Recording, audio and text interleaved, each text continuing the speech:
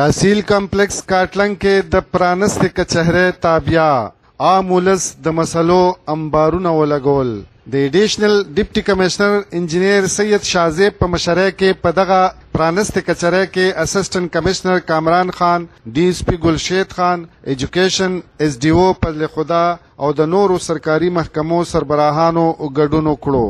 مرکزی تنظیم تاجران صدر حاجی خان پراز خان، تحصیل خاتون کونسلر پریدا بیگم او نور وګړو ګڼ شمېر ستونزې په ګوته کړې. اصل زمونږ د هره میاشت کې دا کلي کچېرې کېږي او ماشاءالله ډېر مسایل چې کوم دي هغه آن د سپاټ حل کېږي.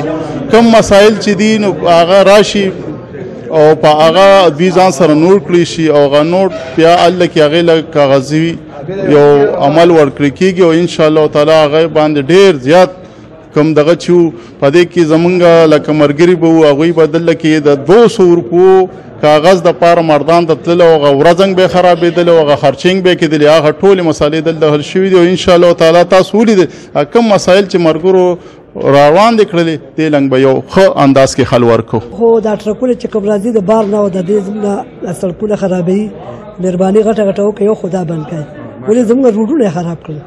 ښه بل دا پټورانه دا نشې دا چرسونه چې څوک دغه خرڅي څوک دا بچي تباه کړل دا ونیسئ په دې پسې ډېر غور وکړئ.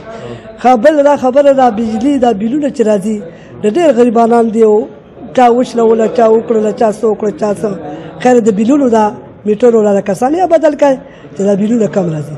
ایډیشنل ډیپټي کمشنر د دغه عزم څرګندونه وکړه چې د پرانستو کچهرو مقصد هم دغه دی چې د ولس مسلې دې د هغوی په درشل حل کړي شي. نن مونږ کاټلنګ کې کلي کچهرې انعقاد وکړو.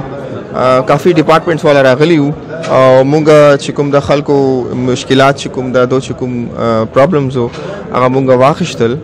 کافي پرابلمز چې کوم د حل چې کوم د هغه ټایم شوی دی خو دې کې ډېر پرابلمز داسې دي چې کوم بل ایک ټایم غواړي. پرابلمز دی کې هیلث ډپارټمنټ هیلث سره ریلیټډ ایشوز وو، څه صفایي باندې وې، څه په ټرافیک پولیس سره وې، څه پولیس سره ریلیټډ وې. داسې دی چې مونږ مسلې مونږ نوٹ ډاون کو څه مسلې خو چې کوم د ډپارټمنټ ریپرزنټیټیو راغلی نو هغه ځان سره هغه ټایم حل کړي که نه جي. محمد ایوب پښتونخوا ریډیو مردان.